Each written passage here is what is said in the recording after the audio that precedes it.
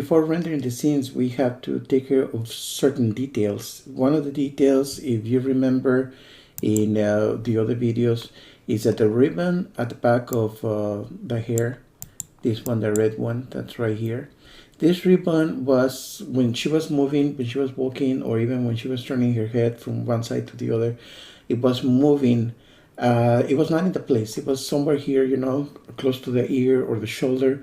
And I had to change the ribbon. That's the first thing. And I had to pretty much pick the head of the avatar, okay? Because well, I didn't know that the ribbon was a different accessory until I realized, you know, that the reason why it moved because it was an accessory.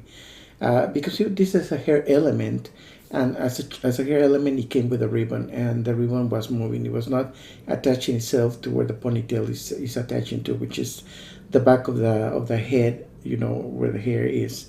So I put it in position. That's one thing. The second thing that we have to take care of is the hair, because the hair it had before, it was toonish. So let me show you the difference between a toonish hair and a realistic hair. Okay, this is a realistic hair, and the toonish hair we can see right here with Leos. Laios, he has a toonish hair. So as you can see, you cannot see the base of the skull, okay, or the head. You cannot see that base. It's pretty solid, okay, and it's even throughout. The same goes for the rock, which is a little boy over here. Okay, that rock is the same. It's a toonish hair, so it's a solid one, okay. It's a solid mesh. There's no looking through, you know, the mesh to see the pretty much the skull of the rock, okay. But for this one, since she's wearing realistic hair, and if we do a close-up, that's the problem with the close-ups, okay, when you're using realistic hairs. So I do have a tutorial on how to fix the hair problem, because as you can see, you can actually see the skull of this avatar over here, okay. And if you do a close-up of the avatar, it's not going to be nice, because then you will be able to see part of the skull, and there's a way for you to fix that. Fortunately for me, I am not going to be doing a close-up, and probably people will not notice. But if it actually notices, if it's actually seen, you know, in the final render, then you need to fix that problem. And to fix that problem, you're going to have to choose the hair. You're going to have to go to the material section. Then you're going to have to do the threshold over here. But one of the first things that I tell you is to get rid of the bump map. So we're going to try to fix the hair right now. Hopefully it's going to work. So we're going to select the hair, and that would be the, I think is messy high. Let me hide it to see if that's the one. Yeah, that's the one, okay, because now she's bald. Okay, so we're going to select that, and because that's the one pretty much that's making everything transparent. And we're going to select the opacity, okay, that's the opacity map, this here. We're going to see if it has more than one. It does have more than one. Let's see the second one. We're going to check which one that is, and is this. So that's not the one affecting really, you know, the hair. So we're going to go for the first one, which is the hair, and the opacity map, we're going to select that. We can actually lower that so that we don't have to delete it. We can lower that all the way to 0. And if you can see, when we do that, that line is gone, okay? It's no longer visible there, okay? As you can see, and then it looks a little bit more toonish. We can do the same for this hair that is hanging in front of its face. Let's find it first. It's not a ponytail. It's a, no, it's not this one. Yeah, the side bangs is another thing. No, yeah, it's a side bang. Yeah, we're gonna hide it just to see. Yeah, so it's the side bang. So we're gonna select that. We're gonna go again over here. We're gonna make sure how many textures it has. It has 2. We're gonna pretty much select the first one, which is the body hair. I mean the hair. The second one is the body hair. Doesn't tell much. But we're going to select the first one, the opacity map, we're going to select it, and then we're going to go to the strength at the bottom over here, and we're going to put the strength all the way down. And as you can see, it became solid. And that's the way you can fix this, and it's looking toonish now, okay? You can do the same for the other ones, like I put these other elements, or I can do that for the ponytail. And in this case, it does have two ponytails. It has a long wavy ponytail and it has a ponytail. So we're gonna do the same for each one of them. They are selected. The opacity map is already selected because I selected the other ones. So we're gonna go all the way down, okay, and as you can see, it looks a little bit more toonish. Let me undo that so that you can see the hair, the difference. That's without getting rid of the opacity map. Okay, you're not gonna delete the opacity map, remember that, just keep it there. What you're gonna do is just lower the strength of the opacity map. That's everything you have to do. We're gonna do the same for the ponytail, and it's already selected because we already worked for the other ponytail. And the opacity map, the strength all the way down. We can use the RGB, okay, as I told you before. If we select the other ones, we're gonna make sure the RGB is selected. We're gonna make sure also the traditional is selected for each part of them. So this is traditional, and then we have the side bangs, traditional as well, and the RGB. Okay, select the RGB. You see, when you select the RGB, everything becomes more toonish. Okay, let me get rid of that again. You can do whatever you want, you know. Actually, it didn't make any difference, but it does look toonish. You know, it's even better. So that's the way you can fix this problem. Okay, now. We have to make sure the attire of the avatars are behaving correctly, because in the previous tutorial, tutorial part number 3, I told you that the attire of this avatar was not behaving its best. Part of the thing is that it looked elastic. That's one of the things. When he was walking, this side, I think it was this one, the left side. The left side of the avatar was looking elastic, like if he was moving towards the arm. And also it's bulging out, or it's bulging out. So over here, let me see, we should be able to see the bulge. It's not noticeable from this view, but yeah, from this view we can actually see that the bulge is right here. So when she's walking,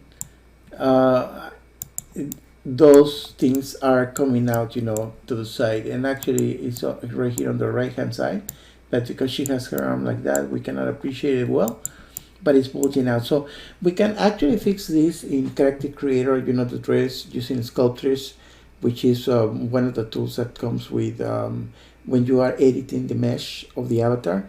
But since it's not the program by itself, you won't be able to actually do the modifications as you wish, you know. So it's gonna do some modifications, but not all the modifications. In my case, the best thing to do this, so that I don't spend more time, you know, trying to fix the problem with a dress, is just to change the attire, you know. Probably put a skirt and a blouse, you know, and or maybe choose a different kind of attire that is long also. That's for a mage, and see if that's gonna work. We have to do some tests, like run the avatar, etc., just to see that the dress is gonna behave its best. Okay. Now, one last thing that I'm gonna do here before we go into rendering the scene is the eyes. Okay, I already changed the eyes for the avatar, but I didn't save it. And the reason why I didn't save it is because I wanted to show you what I actually did. Okay, the entire process. I'll be right back because I need to open the folder for the eyes, and I'm gonna show you. Okay, 1 second. Okay, first of all, one of the things that I had to do is I had to Google the eyes, you know, for toonish eyes, so that I could get some images and then work on those images. I'm gonna show you right now what I have.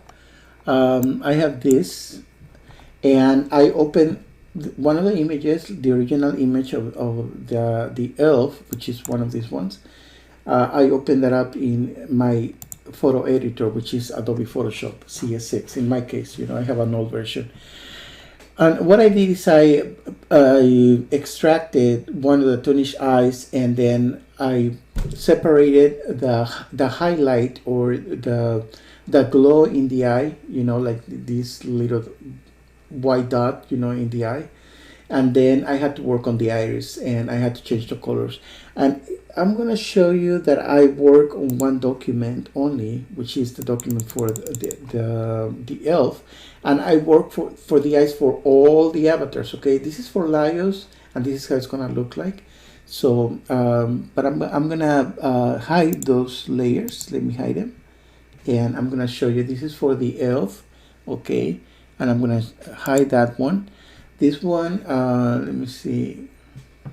This is for the rogue, okay? And then I have for the other one for the dwarf. And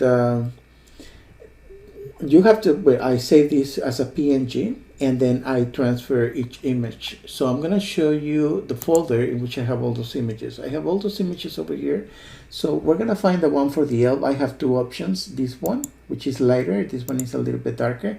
I'm gonna use the darker one, because when you put the lighter one into Iclone, it's not going to look the same. So we're going to select the eye, I mean the avatar, okay? Make sure that the avatar that you want to change the eyes from, it's selected. So that's selected already. We're going to go to the right hand panel, the third icon, which is a material icon, and then you are going to find the eyes for that particular avatar.